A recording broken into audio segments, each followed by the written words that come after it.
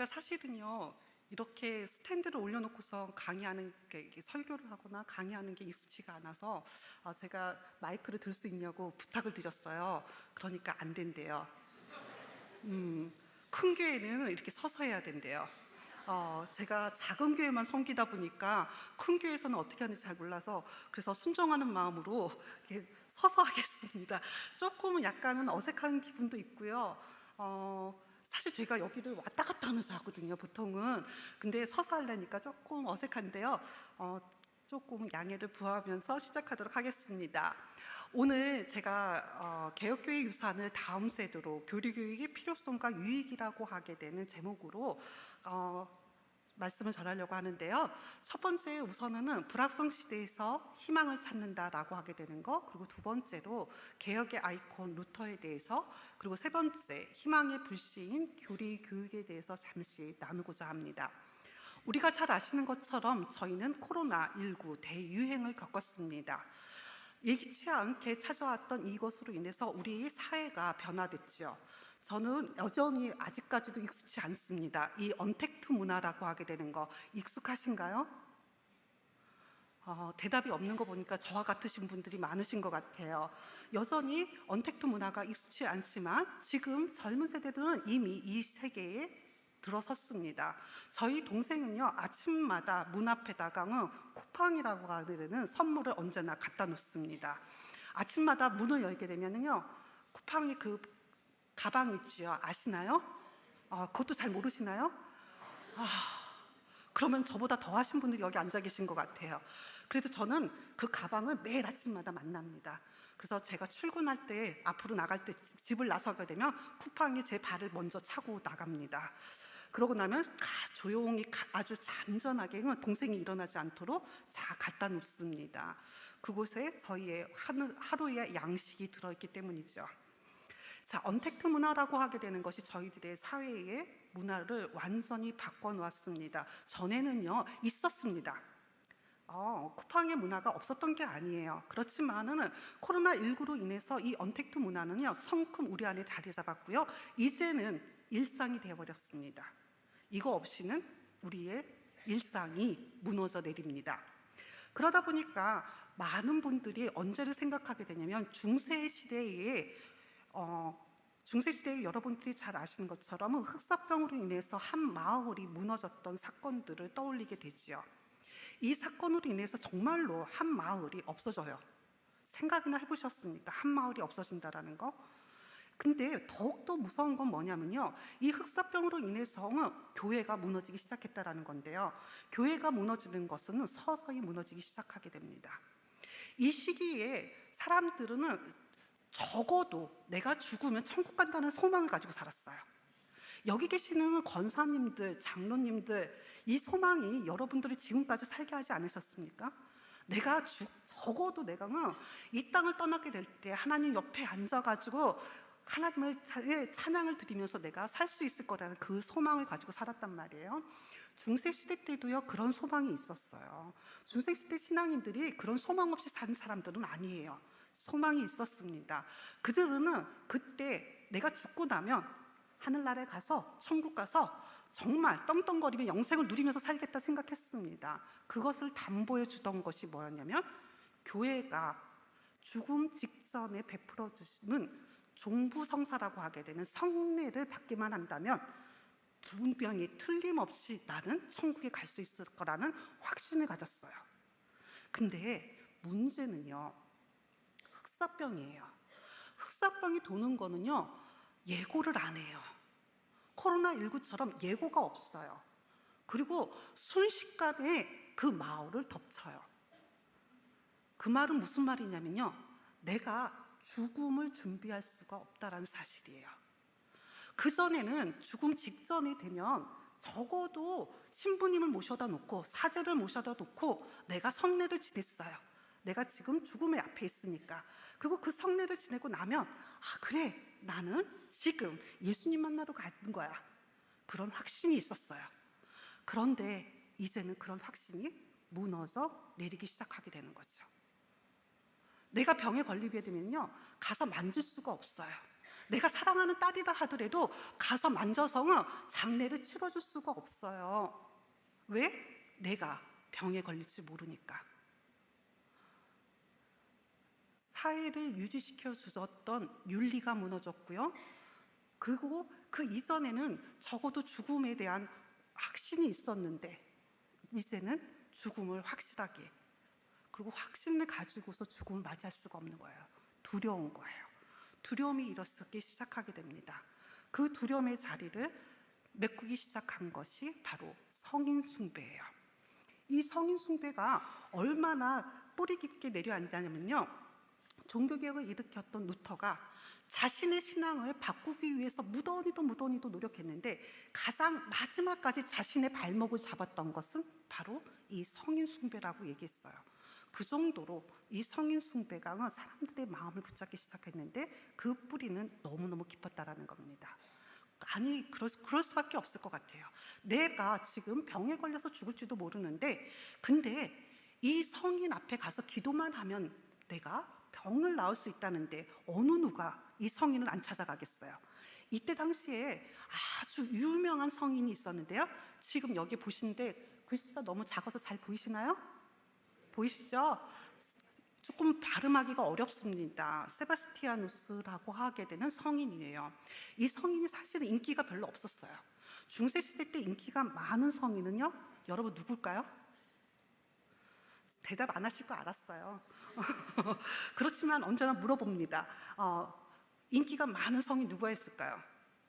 마리아. 마리아는요, 변치 않는 아주 성인의 1등 탑이었습니다. 마리아는요, 되게 인기가 많았어요. 그런데 이 세바스티아누스는 사실 중세시대 동안 그렇게 인기가 많지가 않았어요. 근데 이 세바스티아누스가 급부상하게 됩니다. 바로 흑사병 때문에. 왜 급부상하게 될까요? 이 세바스티아누스가요, 바로 죽기 직전에 죽으려고 사람들이 활을 9발이나 쐈는데도 죽지 않았대요. 활을 9번이나 쐈는데 죽지 않았대요. 안 놀라시네요. 원래 이 세바스티아누스는 초대 시대에, 그러니까 초대교회의 군인이었대요.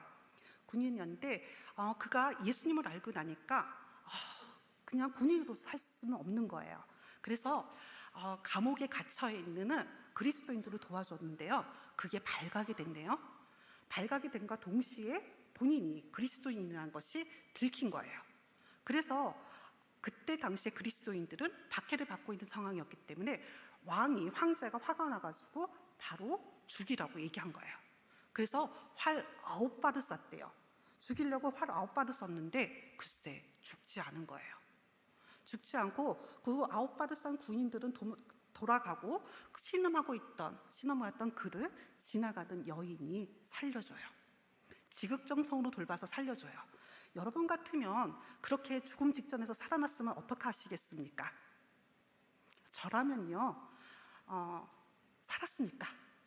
살았으니까 어디 조금 도망가서 조금은 몸을 좀 숨겼다가 그리고 나서 나라가 조금 평정된 다음에 그 다음에 밖으로 나올 것 같아요. 다들 저와 같지 않으신가요? 그쵸? 좀 편을 들어주세요. 그래요. 저 같으면 그랬을 것 같은데 이 세바스티아누스는요, 자신이 살아난 것은요, 하나님이 살려주셨다고 생각한 거예요. 당연히 하나님 살려주셨죠. 하나님 살려주셨다고 생각하니까 자신에게 주어진 사명이 있다고 생각한 거예요. 그래서 누구에게 갔을까요? 바로 자신을 죽이라고 했던 황제 앞에 가서 그리스도인들을 박해하는 것은 잘못됐다고 그 앞에서 얘기한 거예요. 그러면 그 황제가 어떻게 했을까요? 회개하고 그리스도인들을 다 살려줬다면 얼마나 아름다운 해피 엔딩이 됐겠어요? 그렇지 않고 그 황제가 더 화가 나가지고요, 당장 가서 죽이라고 얘기합니다. 그리고 이번에는 그가 죽는 것을 확인하라고 합니다. 군인들이 그를 죽이고요, 죽은 것을 확인하고 난 다음에 그를 강가에다 버렸어요. 그의 시신을 찾을 수가 강가에 버렸으니까 시신을 찾을 수가 없었어요. 그런데 한 그리스도인 여인의 꿈에 이 세바스티아누스가 나타나서 내가 어디 있는지를 알려준 거예요. 그 여인이 그 다음 날로 그 강가에 가서 시신을 찾아다가 장례를 치러줬다는 이야기가 있습니다. 화살을 9발이나 맞고서도 살아난 사람이에요. 그래서 이 성인이 그들이 걸린 흑사병에서 그들을 어떻게 해요? 다시금 살게 해줄 거라고 하게 되는 희망을 가지고 이 세바스티아누스의 인기가 중세시대 때 짱으로 떠오르기 시작합니다. 이들이 죽음이 불안한 거예요. 지금 병에 걸려서 다시 살아난다 할지라도 내가 또다시 언제 죽을지 모른다라는 것입니다. 중세시대 때는요, 교회가 하라고 하게 되는 모든 것을 수행하게 되면 이 사다리를 타고 올라가듯이 저 천국까지 올라갈 수 있다고 교회가 가르쳤는데, 이제는 저 사다리를 타고 올라간다 할지라도 내가 천국에 간다는 보장을 할 수가 없는 거예요. 어느 누가 와서 나의 장례를 치러줄 거며 나에게 이 종부성사를 해줄 거라는 거예요. 그러다 보니까 여러분이 잘 아시는 것처럼 그때 당시에 면죄부, 면벌부를 팔게 되는 거죠. 천국으로 가게 되는 프리티켓을 팔기 시작하게 되는 거죠. 기억하세요. 첫 번째, 교회가 하나님의 말씀에서 벗어나기 시작했다라는 증거입니다. 두 번째, 또 하나의 변화가 일어나는데요. 지금 보시는 것처럼 이런 것을 우리 뭐라 그러죠? 이렇게 바닷가를 딱 봤는데 쫙 하게 하나가 일직선으로 쫙 보여. 이걸 뭐라 그러죠? 예? 그렇죠. 똑똑하시네요. 수평선이라고 얘기하게 됩니다. 이때 당시에 여러분이 아시는 것처럼요, 교회는 이 지구가 어떻다고 그랬냐면 쟁반처럼 평평하다고 그랬거든요. 쟁반처럼 평평하다고 가르친 거예요. 근데 경험적으로 생각해 보면은요, 지구가 평평하다고 그러면은 배를 띄우게 되면은 배가 사라지면 안 되고 작아질 수는 있지만 뒷구멍이가 작아질 수는 있지만 사라지면 안 되잖아요. 그렇지 않나요? 그렇죠, 맞죠? 예. 근데 어느 순간 되면은요, 그게 사라지는 거예요. 뒷구멍이가. 이게 경험적으로 사람들이 느끼기 시작하는 거예요. 야, 저 멀리 가면은 조금 뭔가 다른 일이 있는 것 같아. 교회가 평평하다고 그랬는데 아닐 수도 있는 것 같아. 약간 사람들이 경험적으로 교회가 가르치는 것이 틀릴 수 있겠구나, 의심이 일어나기 시작했다라는 거예요. 그 대표적인 사람이 누구죠? 여러분이 잘 아시는 컬럼버스가 어떻게 하죠? 배를 타고 나갑니다. 그리고 여러분이 잘 아는 것처럼 아메리카를 발견하게 되죠. 교회가 가르치는 것에 대해서 사람들은 의심이 일어나기 시작했다라는 사실입니다.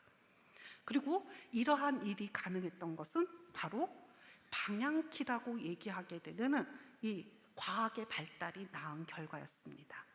과학은 사람이 가지고 있는 이성의 최정점을 찍을 때에 나오는 결과물인 거죠. 방향키요, 저는 배가 어떻게 생겼는지 잘 모릅니다. 근데 그 역사책에 보게 되면요, 이 방향키가 멀리까지 배가 나갈 수 있는 중요한 키였다고 얘기합니다. 책에서 그렇게 얘기하니까 사실 맞을 거예요. 안 웃으시네요. 별로 유머가 통하지 않았나 봅니다. 이 방향키로 인해서 멀리까지 나아가게 되고요. 이 멀리까지 나아가게 됨과 동시에 유럽의 사회는 변화가 일어나게 돼요. 먼 곳까지 가서 발견한 것이 뭐였냐면 그들은 금과 은을 발견했고요. 그리고 향신료를 발견했고요. 커피를 발견했어요. 야, 향신료가 음식을 맛있게 만드는 향신료가 있고요.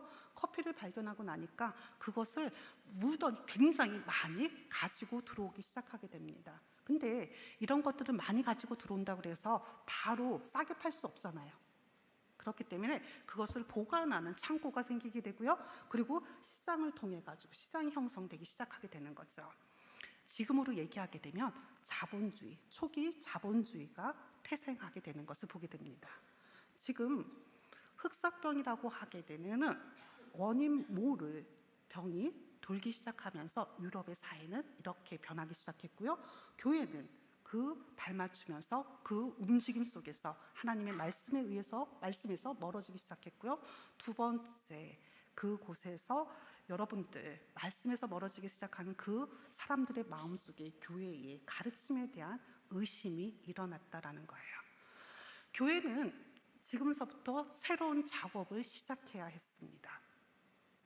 성도들의 마음속에 가지고 있는 의심에 확실한 것이 있다라고 하게 되는, 하나님이 하시는 일에 확실함을 심어줘야 될 필요가 있었던 거죠.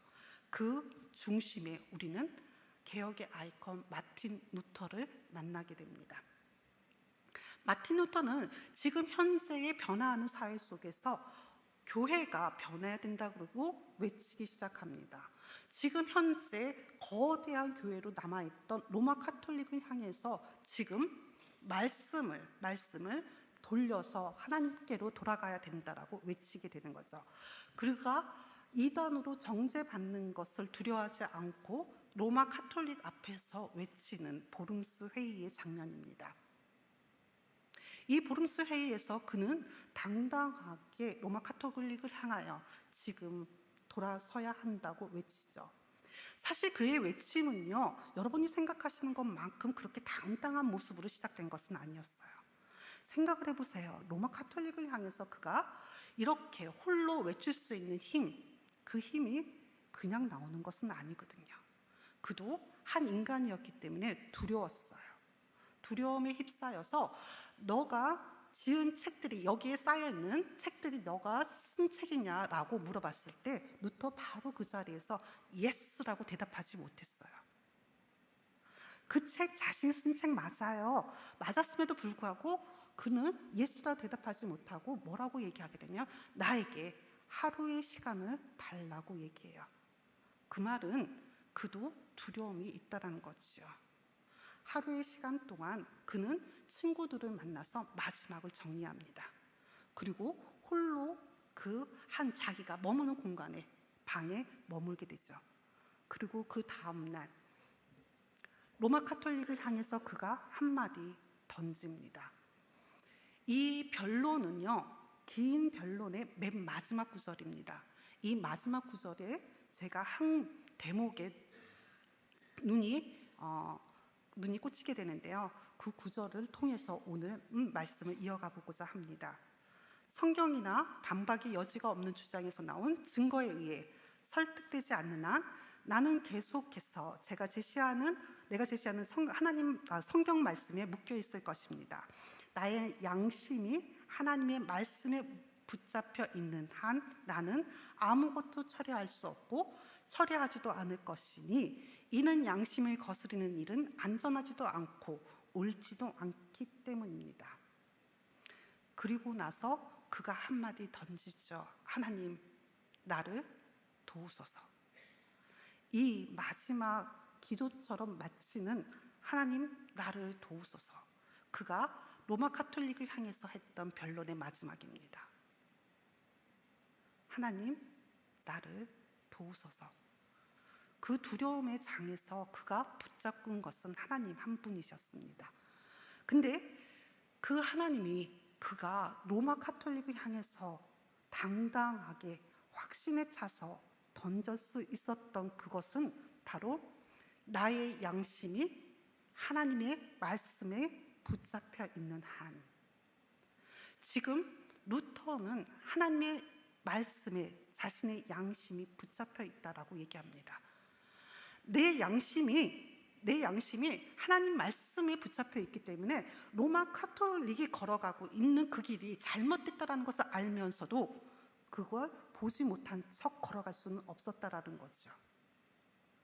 그러면 루터가 이야기하고 있는 하나님 말씀은 과연 무엇일까요? 여러분들이 종교개혁 주간을 지낸 지 얼마 되지 않아서 다들 설교를 통해서 듣고 알고 계실 거라 생각합니다. 로마서 1장 17절이었습니다. 복음에는 하나님의 의가 나타나서 믿음에 이르게 하나니 기록된 바 오직 의는 믿음으로 말미암아 살리라 함과 같으니라. 여러분이 잘 아시는 것처럼 이신칭의 교리였습니다. 그는 이 이신칭의 교리를 경험하게 되는 그때의 그 상황을 글로 남겨놨어요. 굉장히 길게 길로 남겨둔 가운데 여러분과 제가 기억해야 될 것은 다음의 하나의 사실입니다. 하나님의 의는 우리를 의롭게 하시는 의다라고 하게 되는 거예요. 루터는 하나님의 의를 하나님의 완전한 의로 이해했어요. 하나님의 완전한 의이기 때문에 그 앞에서 자신은 언제나 부족하고 죄인이었던 거죠. 그가 수도원에 살면서 엄청난 죄의식에 매달리게 된 것은 하나님이 의로우신데 그 의가 완전한 의 앞에서 자신은 너무너무 죄가 가득한 인간인 것을 갖다 발견하게 됐기 때문이죠. 근데 그게 아닌 것을 알게 된 거예요. 하나님의 의라는 말은 하나님의 의에서 하나님에게 속한 의뿐만 아니라 그것이 하나님이 우리에게 주시는 의라는 의미도 담고 있다는 것을 깨닫게 된 거예요. 그것을 깨닫게 되자 뭐라고 이야기하냐면요, 나는 거의 다시 태어난 것 같은 기쁨을 느꼈다는 거예요. 그것뿐만 아니라 활짝 열린 문을 통과해서 천국으로 올라간 것 같은 그러한 것을 경험했다는 거예요. 여기서 끝나지 않습니다. 루터가 경험한 것은 여기서 끝나지 않고요, 성경 전체를 관통하는 하나의 해석을 얻게 됩니다. 야, 하나님의 일이란 건 하는 것은 하나님이 우리 안에서 일을 하신다는 뜻이구나. 그리고 하나님의 지혜라고 하는 것은 하나님께서 우리에게 지혜를 주셔서 우리를 지혜롭게 만들어서 일을 하신다는 뜻이구나 라는 것을 알게 된 거죠. 자, 루터는요, 성경을 통해서 그의 양심이 붙잡혔어요. 이 양심이 붙잡혔던 그것은 바로 성령님께서 그것을 묶어주셨다라는 거죠. 이 묶음의 경험이 있게 됐을 때 그는 확실함을 얻었습니다. 그 확실함이 바로 믿음이라고 하는 것을 깨닫게 된 거죠. 그는 아시는 것처럼 보름수에 의해서 이단으로 정죄를 받게 돼요. 그는 이단의 길을 걸어가게 됩니다. 그렇지만 한 가지 확실한 것은 하나님의 말씀에 붙잡히게 되면 내가 경험한 그 경험을 모든 교회의 성도들이 한다면 적어도 로마 카톨릭을 향해서 바른 진리를 외칠 수 있는 그런 그리스도인이 될 거라고 하게 되는 확신을 얻었던 거죠. 그래서 그가 바르트부르크 성에 들어가서 한 것은 뭐였냐면 첫 번째 한 것이 바로 성경을 번역하는 일이었습니다. 성경을 번역하는 루터의 번역은요, 교회의 역사에서 가장 중요한 획기적인 사건이라고 얘기합니다. 그가 번역한 것은 그냥 라틴어에서 번역한 것도 아니고요, 그냥 일반적으로 알고 있었던 것에 다른 독일어로 번역된 것을 새롭게 다른 세련된 독일어로 번역한 것도 아니었어요. 그의 번역은요, 바로 원문 헬라어에서 번역을 하기 시작했습니다. 헬라에서 번역했다라고 하게 되는 것은 잘 아시는 것처럼 로마 카톨릭이 잘못한 것을 그곳에서 지적하기 시작했다라는 거죠. 발견하기 시작했다라는 거죠. 성경을 번역했어요. 자, 이제서부터는 성도들이 성경을 읽기 시작하게 되면 내가 깨달았던 그 깨달음도 성도들도 하게 될 것이고, 그렇게 된다 그러면 우리의 교회가 바뀔 것이고, 로마 카톨릭이 걸어갔던 그 잘못을 깨달아 새롭게 변화의 길을 걸어갈 수 있을 거라고 하는 희망을 갖기 시작하게 되죠. 우리가 아시는 것처럼 오직 성경이라고 하게 되는 모토가 형성됩니다. 그런데 문제가 금방 발생해요. 루터의 편지의 글에 뭐라고 써 있냐면요, 그러나 교회 내부에 적이 있다. 이 표현은요, 그가 1529년 2월에 친구 게오르그 슈팔레틴에게 보낸 편지에 있었던 얘기입니다. 교회 내부에 적이 있대요. 지금 여기 옆에 얼굴 좀 보실래요? 친구입니까? 적입니까? 이 도발적인 이 편지의 내용, 과연 교회 안에 무슨 일이 생겼냐는 거예요. 로마 카톨릭을 향하여 진리를 발견한 그것을 외쳤고요, 그것을 교회에 뿌리내리기 위해서 노력한 루터가 지금 교회 안에 적이 있다라고 친구에게 편지를 썼다는 사실입니다. 농민들은 목회자에게 아무것도 배운 것이 없으니 당연히 아는 것이 없고, 게다가 자신들이 선물로 받은 자유를 함부로 남용하고 있습니다. 이들은 마치 신앙이 없는 사람처럼 기도도 하지 않고 성찬에 참여하지도 않습니다. 더 큰 문제는 일반 신자들이 과거에 교황을 우습게 여겼지만 이제는 우리를 우습게 여긴다는 점입니다. 자신들이 선물로 받은 자유를 함부로 남용하고 있다는 겁니다. 그들이 받은 선물은요, 바로 루터가 이야기한 십자가 예수 그리스도였습니다. 그리고 그 예수 그리스도로 우리는 율법에 매여 있는 것이 아니라 복음을 통해서 구원을 얻을 길이 있다는 것을 배웠던 거죠. 그런데 교회가 예수 그리스도를 믿음으로 구원을 받는다는 것을 오해하고 있더라는 거예요. 예수 그리스도를 믿음으로 구원을 받는다는 것을 오해하고 나서 내가 예수 그리스도를 믿으니까 그 다음서부터는 성찬에도 참여하지 않고 예배도 게을리하더라는 거예요. 이것은 루터가 원하던 것이 아니었습니다. 루터가 원하던 바가 아니었어요. 이거는 분명히 뭔가 잘못된 거죠. 루터가 이야기합니다. 하나님의 말씀을 곁에 두고 암송하고 그것으로 고민할 때 생기는 특별한 도우심이 있다라고 이야기합니다. 이 특별한 도우심, 그것이 무엇일까요? 그것을 뭐라고 이야기하냐면 악마와 세상과 육에 대항할 수 있게 되는 그 힘을 얻어야 된다는 거예요. 그래서 루터가 작성한 것이 바로 우리가 잘 알고 있는 신앙 교육서입니다. 대교리 문답, 소교리 문답. 바로 이것이 특별한 도우심이고요. 이 특별한 도우심을 통해서 세상을 향해서 우리가, 그리고 악마를 향해서, 그리고 육의 정욕에 대항할 수 있는 힘을 얻게 된다는 거죠. 교리교육은요, 지금까지 가지고 있었던 구원의 교리에 대해서 잘못 알고 있는 성도들에게 올바른 신앙을 가르쳐서 그들이 세상을 향해서 당당하게 그리스도인으로서 살 수 있도록 하기 위해서 작성한 종교개혁의 산물입니다.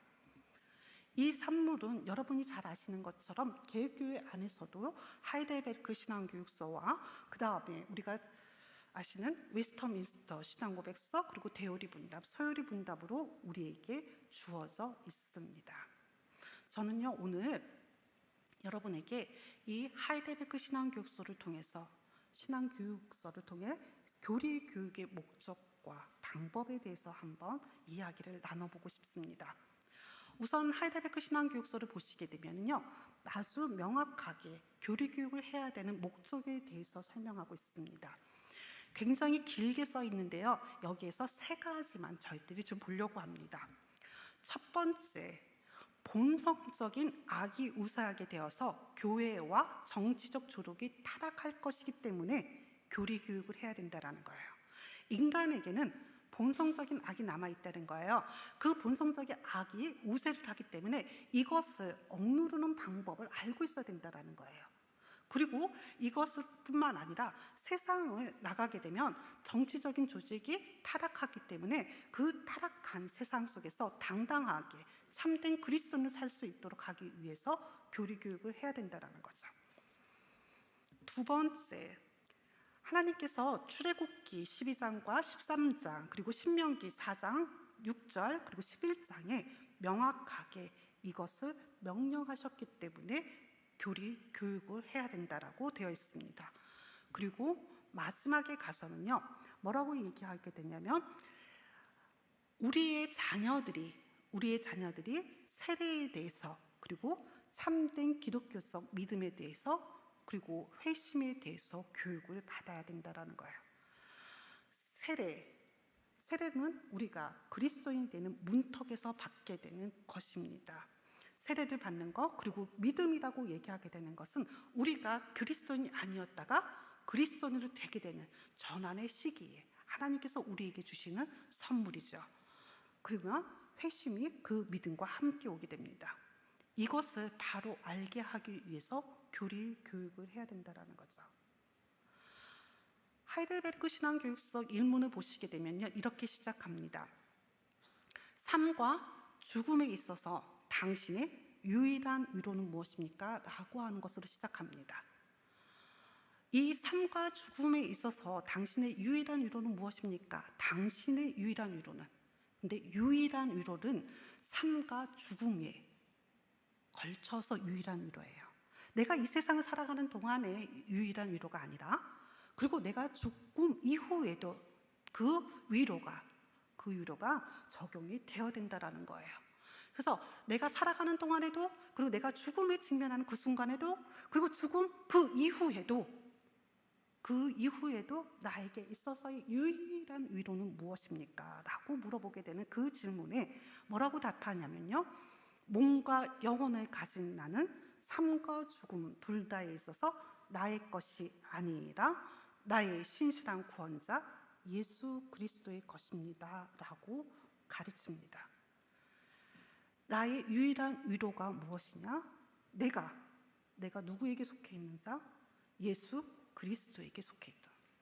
내가 예수 그리스도에 속해 있다라고 얘기하게 되는 것을요, 교리적인 언어로 얘기하게 되면 그리스도와 연합되어 있다라는 거죠. 이 말은요, 내 존재가 어떤 존재냐를 가르친다는 거예요. 내 존재가 어떤 존재, 내가 누구냐는 거예요. 나의 존재가 어떠냐는 거예요. 내 존재는 그리스도와 연합된 존재로 산다라는 것을 가르치고 있죠. 이것을 알아야 된다는 거죠.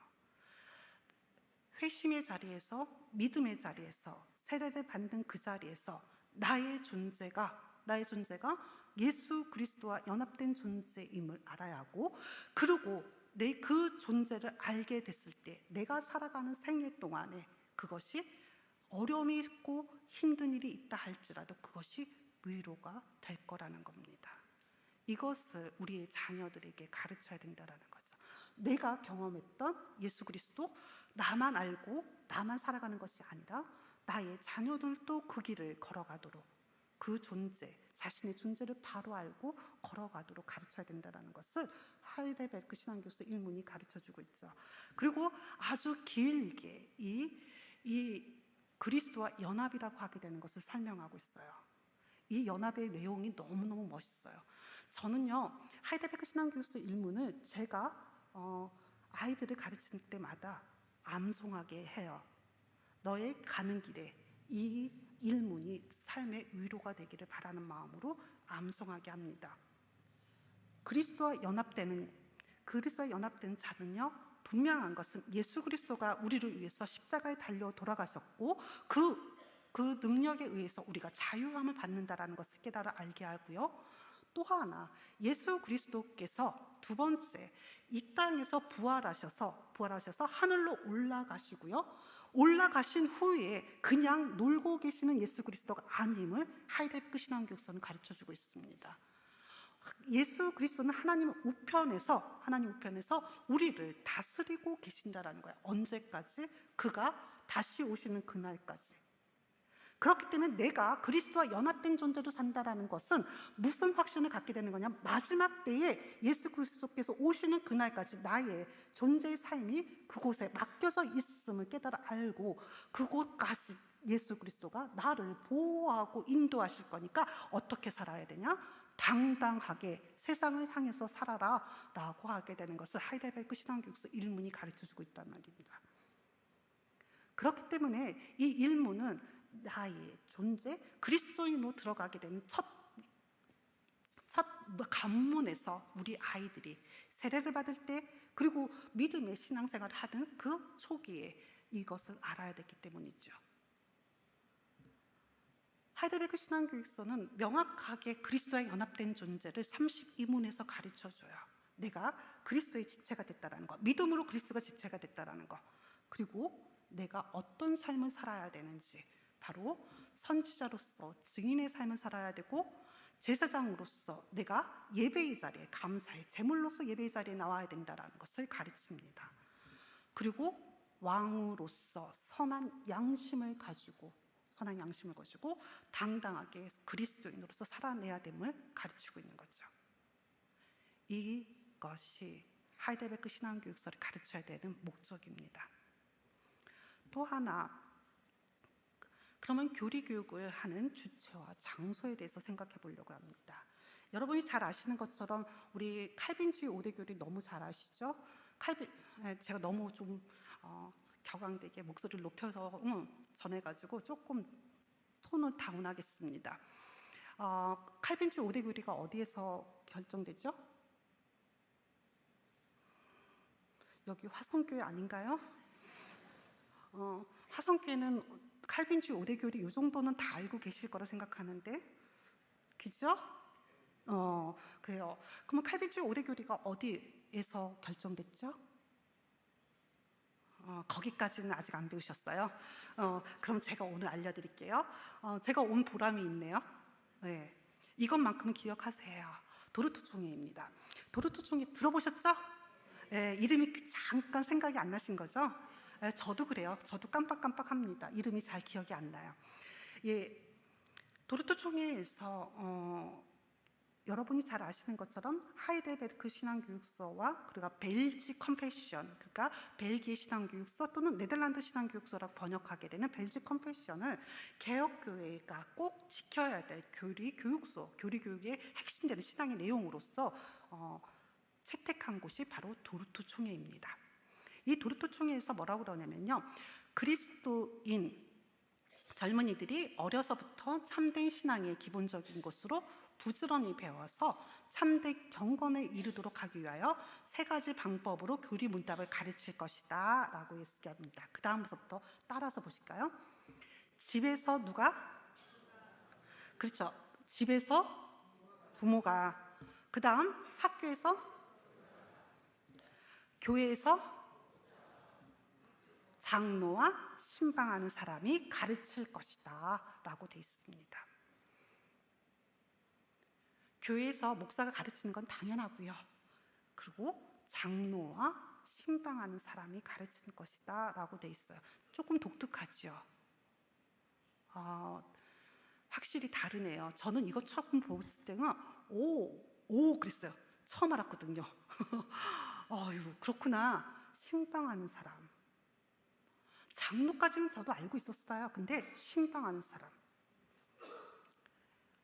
교회마다 신방하는 전도사님들이 계시고요. 그리고 교사들이 아이들의 가정을 신방합니다.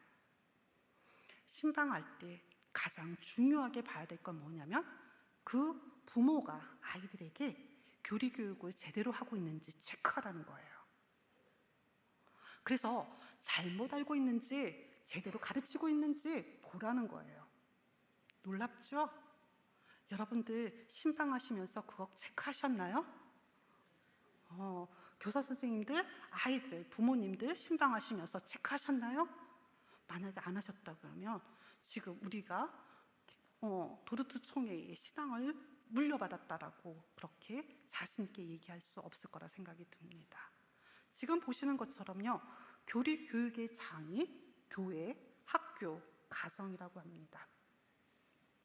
근데 우리는 학교에서는 신앙교육을 하지 않습니다.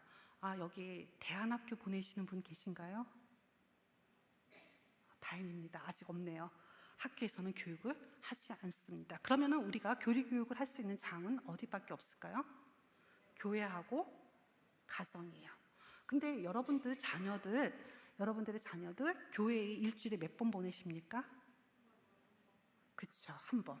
일주일이면 7일 맞죠? 7일 가운데 한 번 보내요. 그러면 6일은 어디에 머물죠? 우리 아이들이? 그렇죠. 그러면은 교리 교육은 어디에서 이루어져야 될까요? 왜 소리가 줄어들까요? 어디에서 이루어져야 될까요? 그렇죠. 가정에서 이루어져야 돼요. 부모가 해야 된다라는 얘기입니다.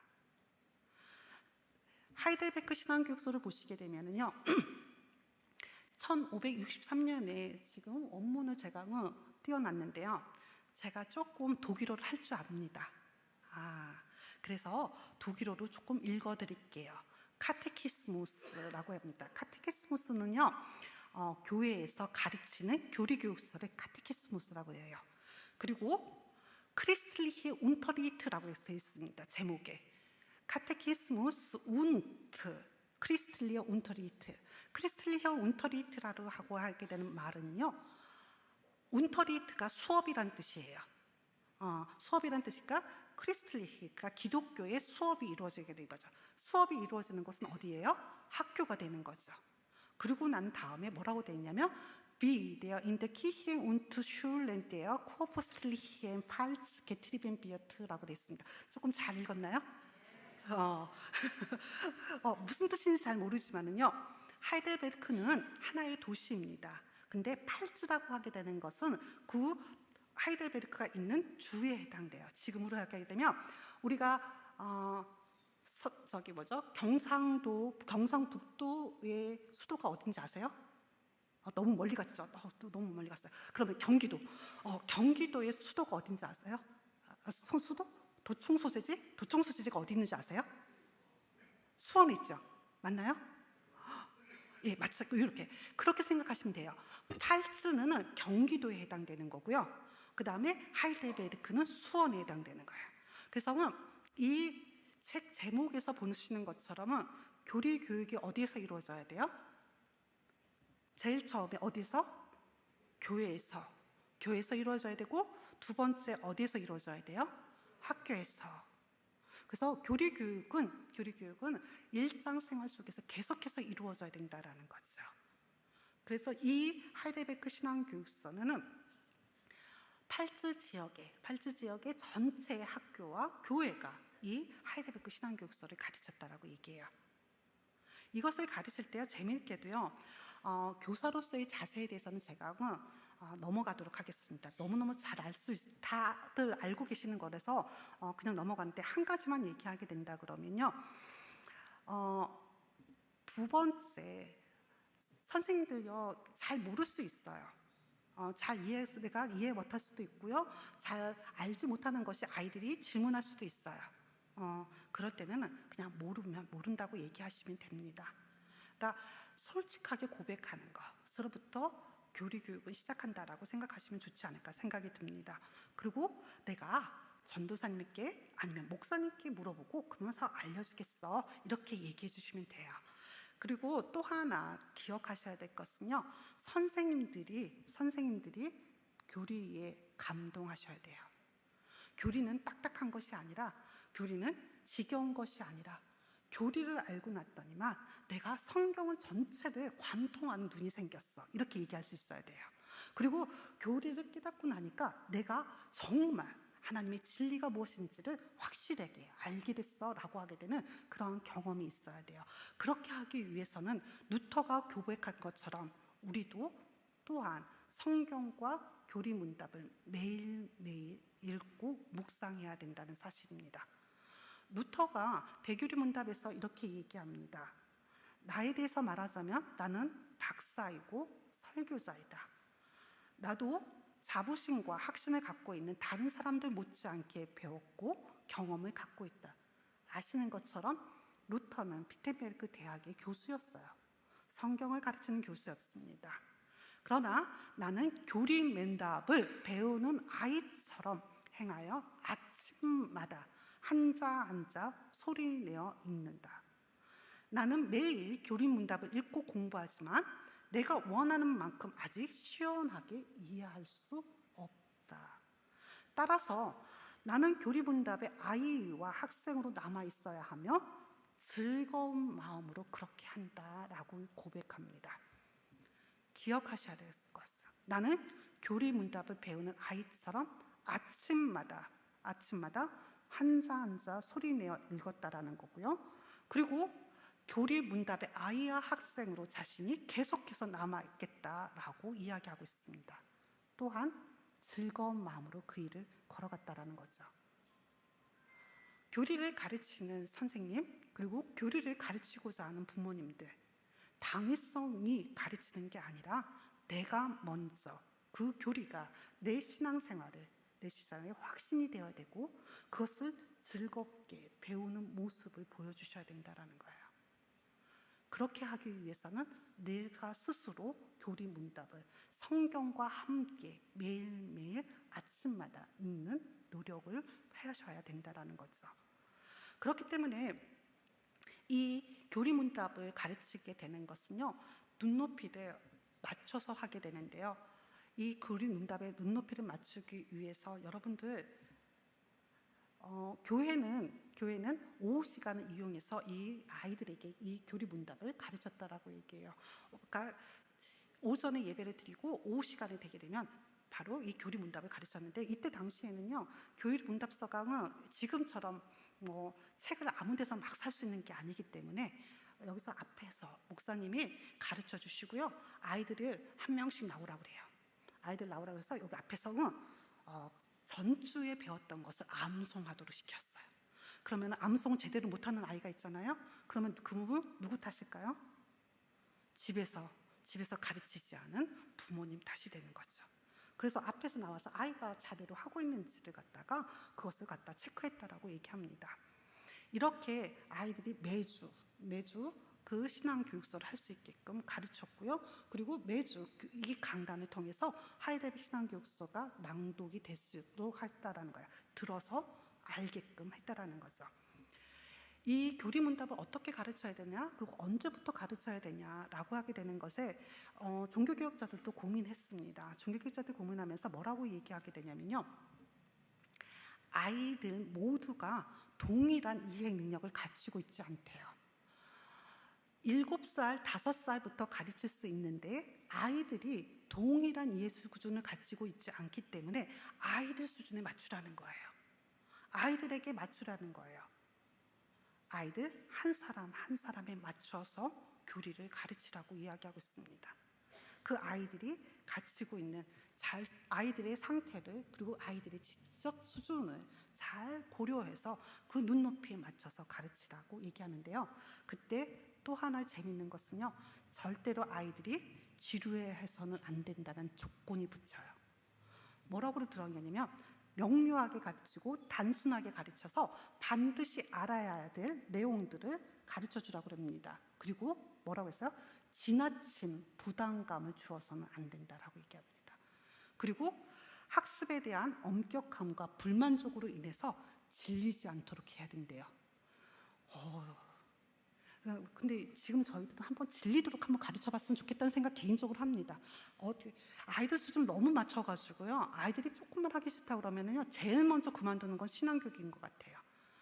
교리교육서를 나눠주게 되면은요, 아이가 재미없어 이 말 한마디만 딱 끝나고 나면 부모님들이 가르치지 않아요. 아이에게 지나치게 엄격하고 아이가 불만족해서 거기에는 질리게 하는 것은 분명히 잘못된 겁니다. 그렇지만 아이가 배우기 싫다고 해서 부모가 가르치지 않으면 안 된다는 거죠. 요 적정적인 수위를 갖다가 생각해 볼 필요가 있지 않을까 생각이 듭니다.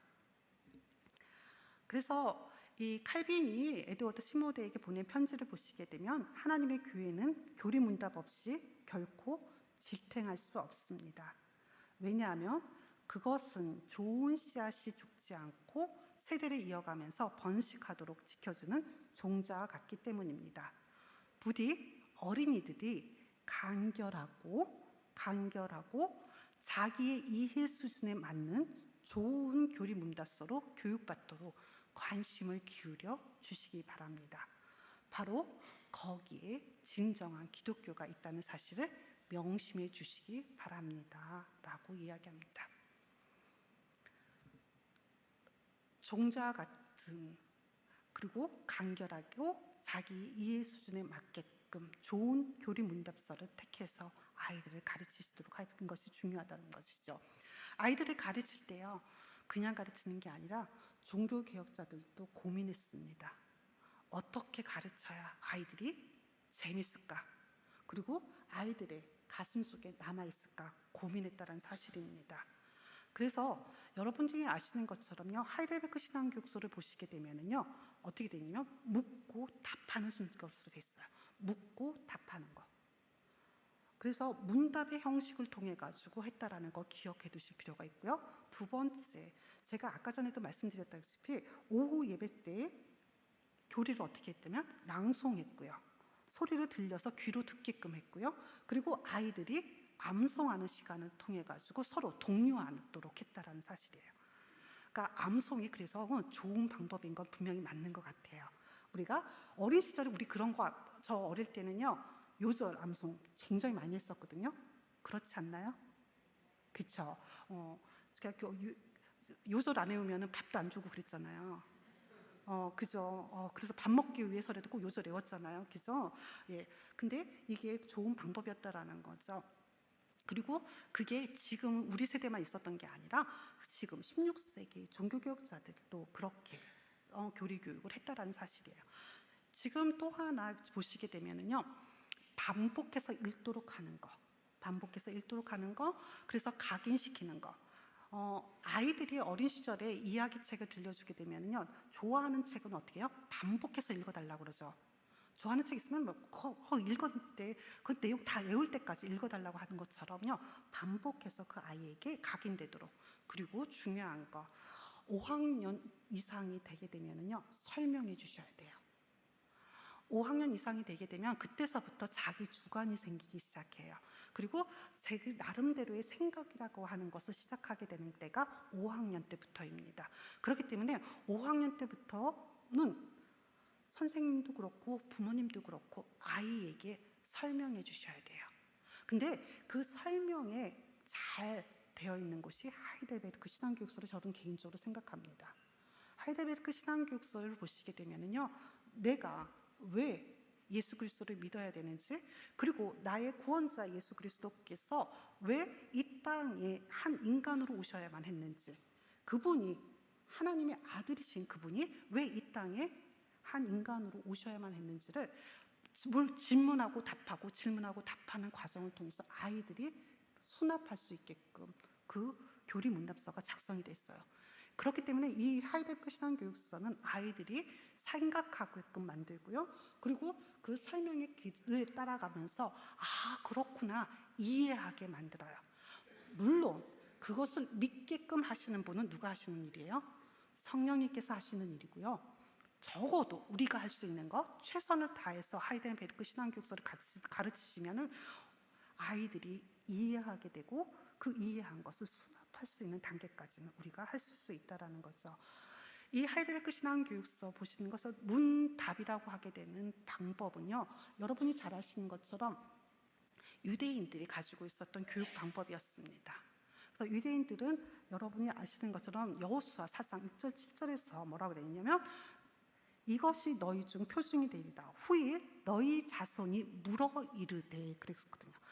아이들이 질문하게 됐을 때 너희들은 이 돌들은 무슨 뜻이냐 알려주라는 거예요. 그래서 질문과 대답의 형식은 성경에서부터 유대인들의 방식이었다라는 거, 그리고 아시는 것처럼 그리스 전통에 소크라테스적 문답이 있었다라는 것도 기억하실 필요가 있겠죠. 바로 이러한 유용성이 고스란히 어디에 들어가 있냐면 하이델베르크 신앙교육서 안으로 들어가 있고, 우리는 소교리 문답, 대교리 문답을 문답의 형식으로 가르치는 것도 바로 이런 맥락과 연관이 되어 있다고 볼 수 있습니다. 아이들에게 우리가 가지고 있는 신앙, 개혁교회의 신앙을 어떻게 전수할 것인가, 종교개혁자들이 고민하고 그것을 전수하기 위해서 노력했던 것처럼 적어도 우리도 그러한 노력을 해야 되지 않을까요? 그냥 주저앉아 있을 수는 없습니다. 우리가 지금 이 자리에서 우리가 할 수 있는 최선의 방법을 찾아야 할 것이고요.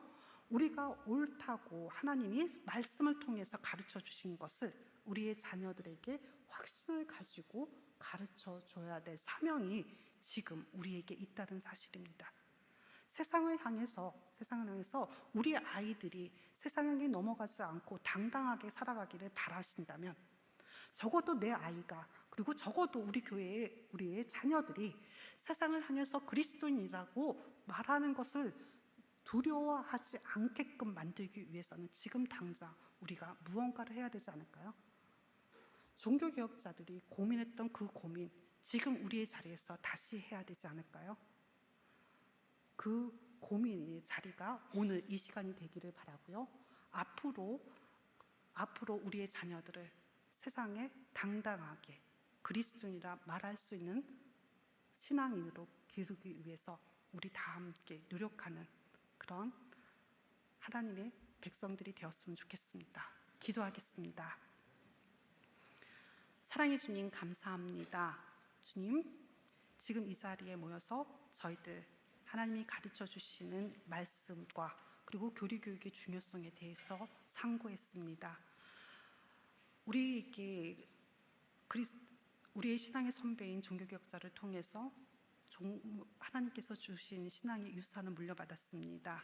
그 신앙의 유산을 다음 세대에게 물려줘야 될 책임이 저희들에게 있는데, 저희들이 지금 가만히 앉아서 아무것도 하고 있는 것은 아닌지 저희들의 자리를 점검하게 해주시고, 그리고 우리에게 맡겨진 책임을 다시 한번 되새기며 우리 아이들을 위해서 교리교육을 할 수 있는 그런 터전을 만들기 위해 노력하는 저희들이 될 수 있도록 주님 인도해 주시기 간절히 원합니다. 교회가 무엇을 바라보고 나가는지, 그리고 무엇을 위해서 일하고 있는지 분명히 알 수 있도록 주님 이 자리를 주님께서 인도해 주시고, 주님께서 조명해 주시는 그 빛을 따라서 교회가 밝은 빛을 세상을 향해서 비출 수 있도록 주님 인도하여 주시길 간절히 원하오며 예수님 이름으로 기도드립니다.